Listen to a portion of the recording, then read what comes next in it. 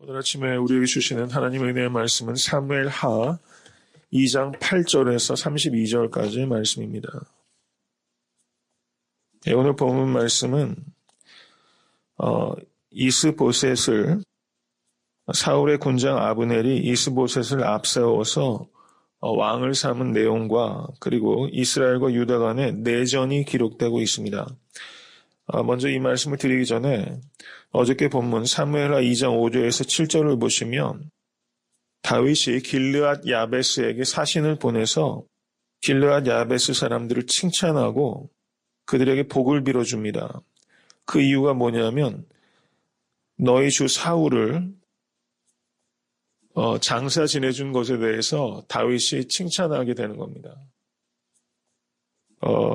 이 길르앗 야베스 사람이 제가 말씀드린 대로 암몬 사람들의 공격을 받을 때 사울이 가서 구해줬습니다. 사울이 첫 번째 전쟁에 참여한 것이 바로 이 암몬 사람들로부터 길르앗 야베스를 구해준 것이죠. 은혜를 기억하고 감사하는 사람들이 바로 이 길르앗 야베스입니다. 이것에 대해서 다윗이 사신을 보내서 그들을 칭찬하고 복을 빌어주고 나도 너에게 그 선한 것을 갚아줄 것이다. 이렇게 말을 하게 됩니다. 근데 길르앗 야베스가 이 지역이 어느 지역에 속하냐면 이스보셋이 이스라엘의 왕이 되는데 이스보셋의 관할 지역에 이 길르앗 야베스가 있습니다. 그런데 정작 사울을 장사 지내줬던 그 길르앗 야베스에 대해서 사울의 아들 이스보셋이 감사하고 있지 않고 오히려 다윗이 그것을 감사하고 복을 빌어주고 있다는 사실입니다.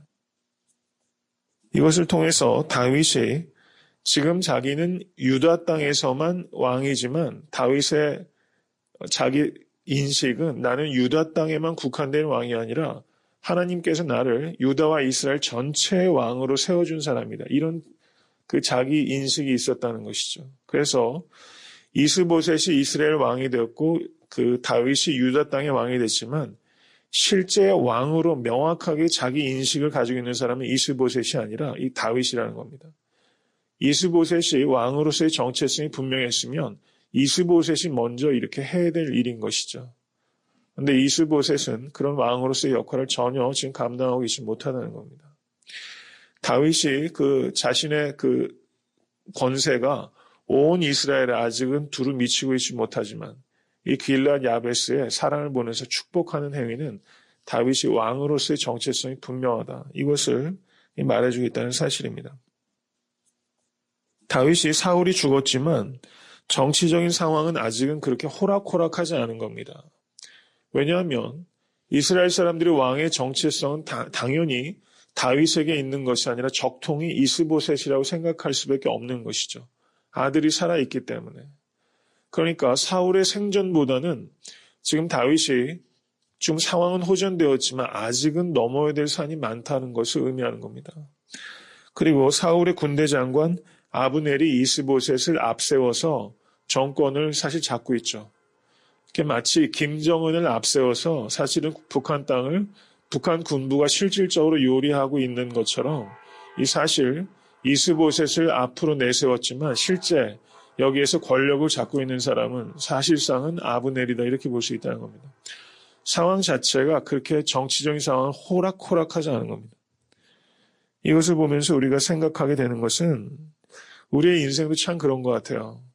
사울이 죽으니까 또 아브넬이 있고 이스보셋이 나타나고 이렇게 크고 작은 산들이 계속 우리의 삶 가운데 있다는 겁니다. 이것을 우리가 생각할 수 있습니다. 2장 12절은 이스라엘과 유다 간의 내전이 기록되어 있습니다. 거기에 보시면 오늘 본문에서 특별히 전면으로 나타나고 있는 사람은 스루야의 아들 요압과 아비야와 아사헬 이 세 사람입니다. 스루야의 아들들 요압과 아비야와 아사헬. 근데 전쟁에 갔을 때 이 아브넬이 뭐라고 이야기를 하냐면요. 14절 보시기 바랍니다. 청컨대 소년들로 일어나서 우리 앞에서 장난하게 하자. 지금 전면전 할 게 뭐가 있느냐. 양군에서 대표 선수들 내보내서 서로 자웅을 결하게 하자. 이렇게 승패를 가르자. 이렇게 제안을 하자. 요압이 거기에 호응을 합니다. 그래서 양편에서 보통 한 명씩 나오지 않습니까? 다윗과 골리앗처럼. 삼국지를 보셔도 그렇잖아요. 군사 하나가, 그 장군 하나가 나오면 이쪽에서도 한 사람이 나가고 이렇게 하게 되는데요. 여기에서는 지금 12명이 나갔어요. 12명. 그런데 공교롭게 12명이 서로 치고받고 싸우다가 모두 죽어버렸습니다. 그러자 17절을 보시면 사람이 피를 보면 광분하지 않습니까? 12명이 다 죽었을 때 이게 전면전으로 치달았습니다. 그래서 아브넬 군사들이 패해서 도망을 하게 됩니다. 그래서 군대 장관 아브넬이 도망을 할 때 18절 보세요. 수리아의 세 아들 중에서 아사헬이 발이 들로루처럼 빨랐다 이렇게 말합니다. 그래서 아사헬이 아브넬을 쫓아갑니다. 근데 아브넬을 쫓아가는데 아브넬이 아사헬에게 이렇게 말합니다. 22절 보시기 바랍니다. 너는 나 쫓기를 그치라. 내가 너를 쳐서 땅에 엎드려지게 할 까닭이 무엇이냐. 그렇게 하면 내가 어떻게 내 형 요압을 대면하겠느냐. 이렇게 말했어요. 그런데 아사헬이 계속 쫓아가다가 이 아브넬이 던진 창에 배가 꿰뚫려지고 그 자리에 죽게 됩니다. 여기에서 이 아브넬이 되게 묘한 말을 한 거예요. 네가 나를 계속 쫓으면 내가 너를 죽일 수밖에 없는데 내가 너를 죽이면 내가 네 형을 어떻게 보느냐. 이 아브넬이 묘한 말이죠.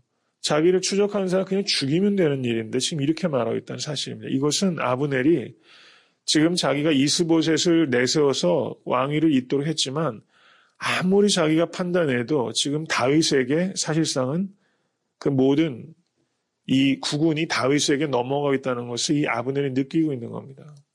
그래서 지금 아브넬이 내면적으로 갈등하고 있는 거예요. 내가 이스보셋을 계속 뒤에서 후원자가 될 것인가 아니면 이스보셋을 그냥 포기해버리고 다윗 편에 가담해서 다윗이 열어가는 나라에서 자기가 중요한 요직을 차지할 것인가. 이 아브넬이 지금 굉장히 수를 쓰고 있는 거예요.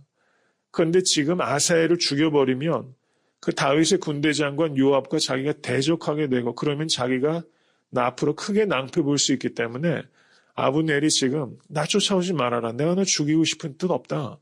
지금 그렇게 말하고 있는 거죠. 그러니까 아브넬은 지금 굉장히 기회주의자라는 겁니다. 기회주의자. 정권의 흐름에 지금 굉장히 민감하게 교활하게 지금 파악하고 있어요. 정치적인 사람입니다. 근데 어쩔 수 없이 아사엘을 죽였어요.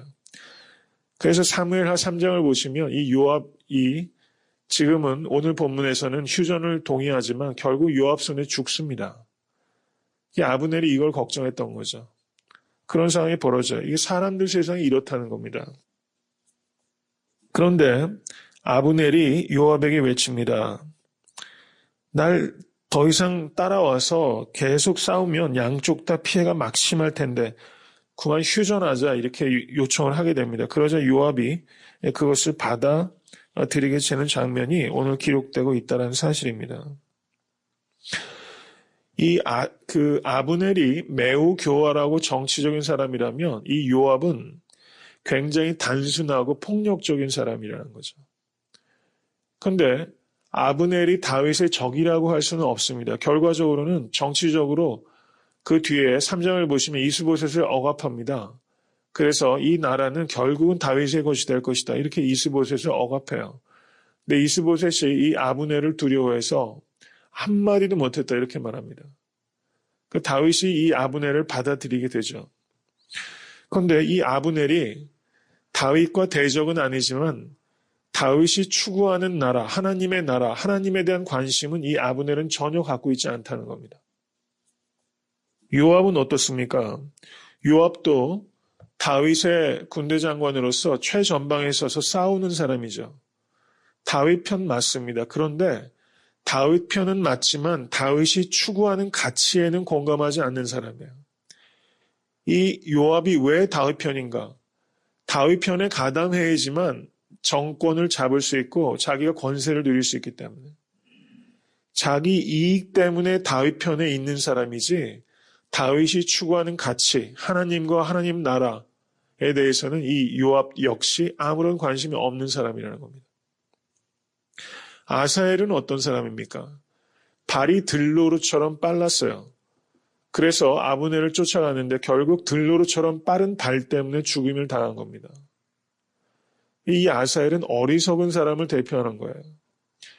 근데 우리가 어떨 때 낭패를 보느냐? 우리가 잘 못하는 것 때문에 낭패를 볼 때도 있지만 우리의 장점 때문에 낭패를 볼 때도 있다는 사실입니다. 발이 들노루처럼 빠른 것 때문에 교만했고 그 교만 때문에 죽임을 당하는 거예요. 우리가 잘한다 할 때 조심해야 된다는 겁니다. 잘하는 것 때문에 사람이 크게 넘어질 때가 있어요.